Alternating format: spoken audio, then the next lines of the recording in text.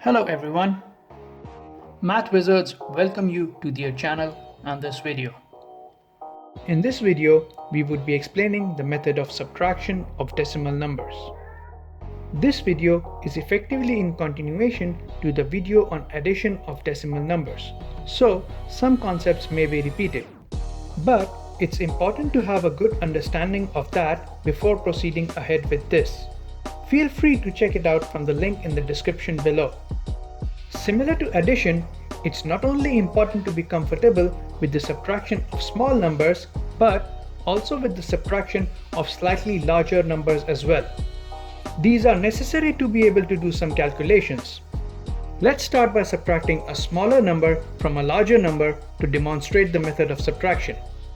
Remember that no matter what order the numbers are written in, because we are dealing with just two numbers at a time, the method requires that we always place the smaller number below the larger number.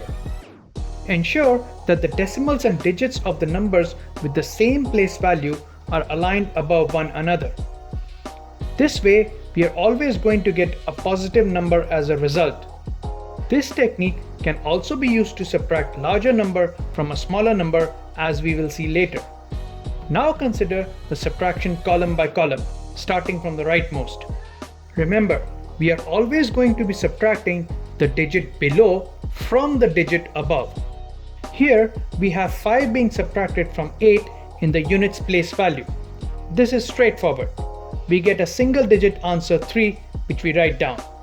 Moving on to the tens place, where we are subtracting a larger digit 7 from a smaller digit 4, we have to be careful. You would ask why? We've already seen such an example in another video.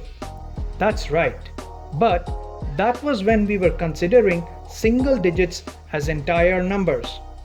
In this case, we are considering single digits within a number, which changes the way we deal with them. In order to deal with 4 minus 7, we would borrow 1 from the number on the left of 4 and reduce that number by 1. With this, we have increased 4 by 10 to get our calculation to 14 minus 7. Now, this subtraction is straightforward, the result being 7.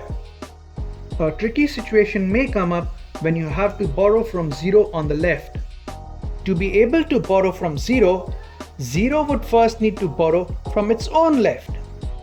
This would convert 0 to 10. From this, we can now borrow 1 to reduce it to 9, simplifying our problem to a straightforward subtraction.